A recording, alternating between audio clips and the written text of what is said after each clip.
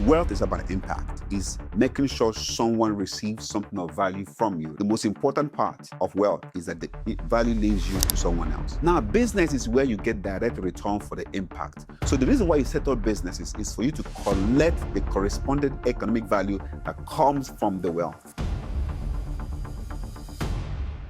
In wealth creation, you may not always get your direct benefit for impacting people. Your impact does not come back to you directly most times in wealth. So which means I can actually give you value and not get value back in the instant. Because the most important part of the conversation of wealth is impact, not returns. Wealth is about impact. It's making sure someone receives something of value from you. The most important part of wealth is that the value leaves you to someone else. Now, business is where you get direct return for the impact. So the reason why you set up businesses is for you to collect the corresponding economic value that comes from the wealth. In wealth, your focus is impact, not income. If you're wealth-oriented, it's how can I serve?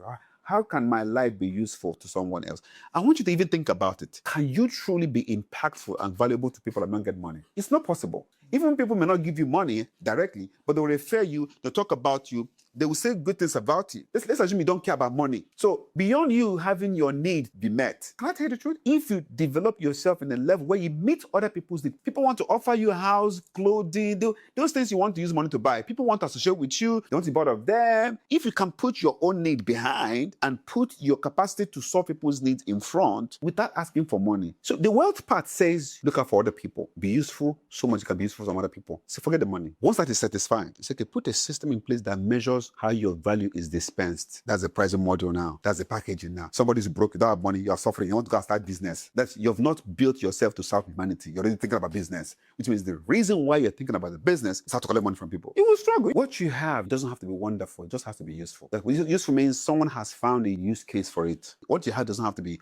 oh, great. No, it just has to be useful. In other words, if a sea turtle or a fish is in the ocean, he doesn't need your water. But if a fish is out of water, he needs your water. If you water a fish out of water, he's going to pay you $1 billion for that. In other words, it is not what you have. It's how useful people find it. It's not what you have that's powerful. If people find usefulness in what you have, that's how powerful it is. So it doesn't matter how much you spend or how much time you spend. It is how useful what you have. It is the usefulness of a thing that creates the compulsion for people to want to part with their resources, because the pain point of what they're going through, what you have is a solution to remove that pain. Because solution creates two things. It removes pain and creates joy. If people are painful, they're going through some struggles, some difficulties in their life, whatever. They're trekking for a long distance, they need a car. So car eases the transportation means. If people have transportation already, but they're not having joy, there's so much sun, it creates AC in the transportation, they're giving them joy while they journey to where they're going. So the essence of solution is either remove pain or create joy, or do both at the same time. I'm saying think in fundamentals. This is not hard. It cannot change as far as human beings live. People are going through pain. The solution takes away the pain. They pay for that pain. It's because of the pain that they're paying. The promise of the fact that your solution will remove the pain. That's what they're paying. And they're not paying because of you. They're not paying because of how much you have spent in the process. They're not paying for the amount of money you spend. If you've spent all this amount of money and their pain is still there, they're not paying for it. Well, once the pain is taken off, human beings cannot stay idle. They're looking for some kind of high. What joy can your solution bring to them? What kind of comfort? That's